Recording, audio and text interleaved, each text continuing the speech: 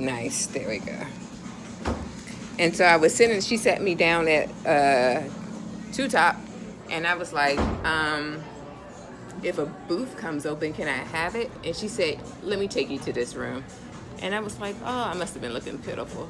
Uh, Is what I'm Probably thinking. order like a little appetizer or something. Yeah, please. And I'm going to get me a roll. I haven't eaten all day. I hear you. So, Joshua, hey. What's going on? Lots. Lots is going on. What's going on with you? I'm good. Off to a new year. Right? Celebrated my birthday. Yeah, you did. Yeah. I'm excited about 2019. Okay, why? I think it's going to be a very pivotal moment, not only for our country, but for the world. Okay. I think we live in historic times right now. I say For that. sure. I think the future, they're going to look back at our era, and we're in a pivotal time, right? It's, we're either going to go in one direction or in another. And so, we're living through this right now. I think it's an interesting time. But 2019, I think coming off of 2018 and the elections in the House, I'm optimistic about the direction we're going in. Okay. So, we just got to get over this hump a couple more years, and I think we'll be off. I'm hoping sooner than a couple more years. Something might change before the end of this year is what I'm hoping.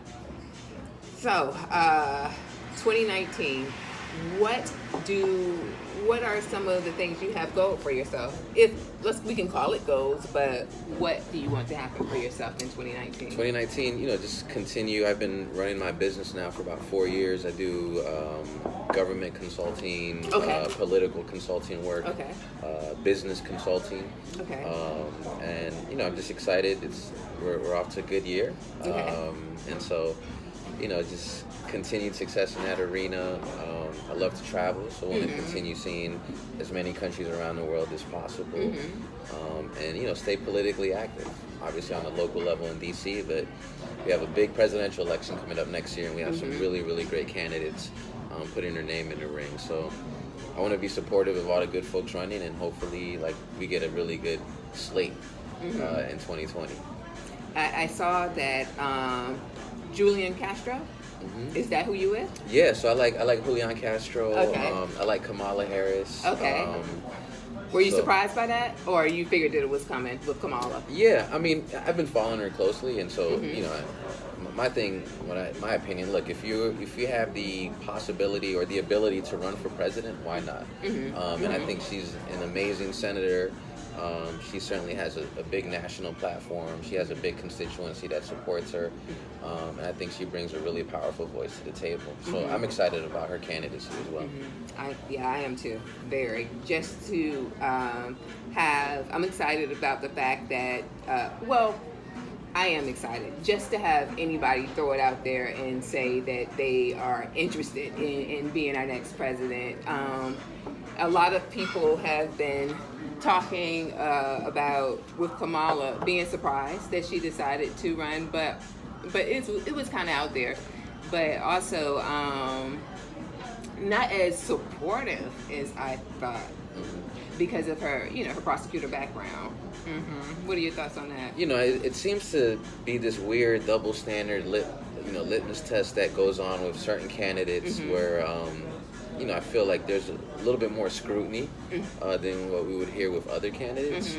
But look, I think she has a powerful record that she can stand on. I think she offers an amazing vision, and she's going to engage, I think, folks who are normally ignored. Sorry, any drinks for you? Yeah, can I get a hot sake? Hot sake? We don't have any hot No, sake. no hot sake? Oh, cool, yeah. Okay, I'll take a sake. I don't have a sake menu. And I'll start off with a miso soup and just regular edamame with salt. You want the white glasses first, or it's gonna be? Okay, I'll go with the top one. A glass of Is it beer? Yep, Sure. thank you. And just only one miso soup or two? No, I'm not going to have any miso soup, but I will have the crunchy roll. What was it? Crunch. Yeah, that. Thank you. So yeah, I think Kamala Harris has a strong record. I think you can go through anyone's That's you know, true. history or whatever, you're always gonna find something you can pick away at.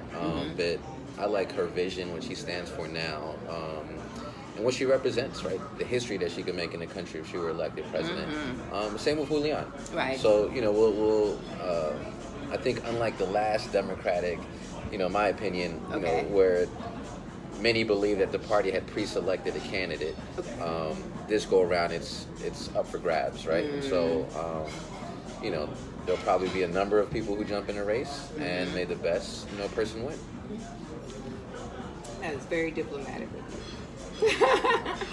Travel. So you just hopped up and said, I'm going to Ecuador and I'm just going to ride some donkeys again across plains. How'd you end up there? So that was I had planned a trip out for my 35th birthday. I wanted to go somewhere new, somewhere that many people I know haven't gone to. And I settled on Ecuador. Obviously where the equator is, really rich history there, rich Incan history, rich colonial history. And it just seemed like an interesting place to visit. So I went to Quito, Okay. which is the capital of Ecuador. Okay. And just an amazing place, like just very beautiful people, very nice, welcoming. There's just so much to see there. It's a culturally rich city. So yeah, that's why I settled on that place. How many countries have you been to? I think I've been to like 55. Wow. 55 countries, 6 continents. Wow. I'll get to Antarctica at some point to Okay. complete all 7. But my goal this year, actually my travel goal this year, is to make it to the Taj Mahal in India. And once I reach that place, I will have visited all 7 modern world wonders. Wow. So I might write like a little short book based on those experiences. Do it. Yeah. And I actually kind of segue into another goal I have for 2019, Okay. is just to write more. I really want to put my thoughts, my ideas down, my experiences down, and just share those with people. So keep an eye out for that. I'll just start publishing some short articles in the near future. That'd be great to see. You're young, and but you seem so well seasoned. Is that offensive word? No, Seasoned? not at all. You seem so well. You seem worldly, even outside of the travel piece. You seem very worldly. Yeah, that's what I'm going to go with. I'm going to go with worldly. So it's interesting. I had a pretty interesting upbringing in DC. Okay, tell So I grew up in the Shaw neighborhood. Prior to the convention center and all the changes that we've seen come to that neighborhood. So I grew up there. I went to school across town in Upper Northwest. Okay. So in a sense, I was exposed to different people, different cultures at a really young age. Obviously, growing up in a bilingual household helped as well. So I just had a very worldly upbringing. I had friends from all different types of economic, religious, racial backgrounds. So I got exposed to a lot at a really young age. And it really shaped my view and my perspective as an adult.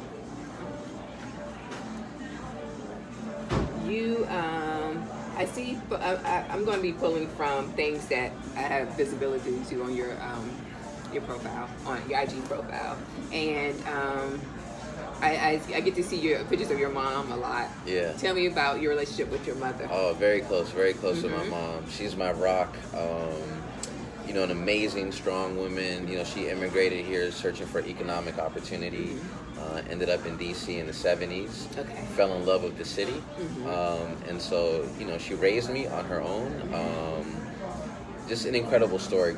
Growing up in a banana plantation in Guatemala, only having the opportunity to go up to 6th grade for education, having to work after that, and then coming here and essentially, in search of the American dream.